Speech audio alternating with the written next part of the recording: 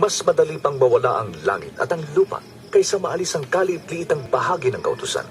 Sinasabi ko sa inyo, marami ang hindi nakakita ng inyong nakita at hindi nakarinig ng inyong narinig. Ano ang aming gagawin? Anong sinasabi ng kasulatan? Paano nyo ito paliliwanag? Ibigin mo ang iyong Diyos ng buong puso, buong kaluluwa, buong lakas, at ng buong pag-iisip.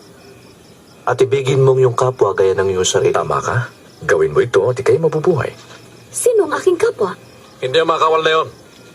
Si Cesar ba? May isang taong bumaba mula sa Jerusalem patungong Jericho. Hinarang siya ng mga tulisan, inubaran, binugbog, at iniwan na halos patay na.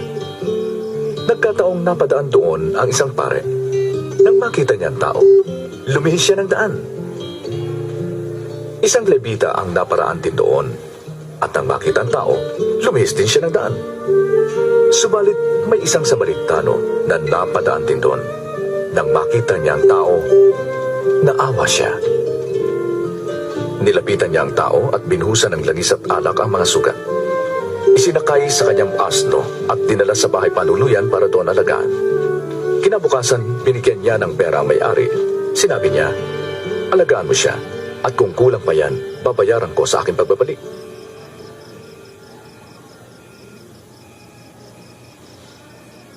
Alin sa tatlong ito ang naging kapwa sa taong hinarang ng mga tulisan? Yung pong tumulong sa kanya. Gawin niyo rin yun.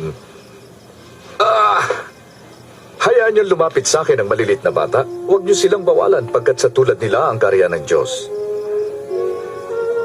Sinasabi ko sa inyo, sino mang di tumatanggap sa kaharian ng Diyos tulad ng isang bata ay di makakapasok doon. Sino mang tumatanggap sa batang ito ay tumatanggap sa akin. At sino mang tumatanggap sa akin, tumatanggap sa nagsugo sa akin. Ang pinakaaba sa inyo ay ang pinakadakila.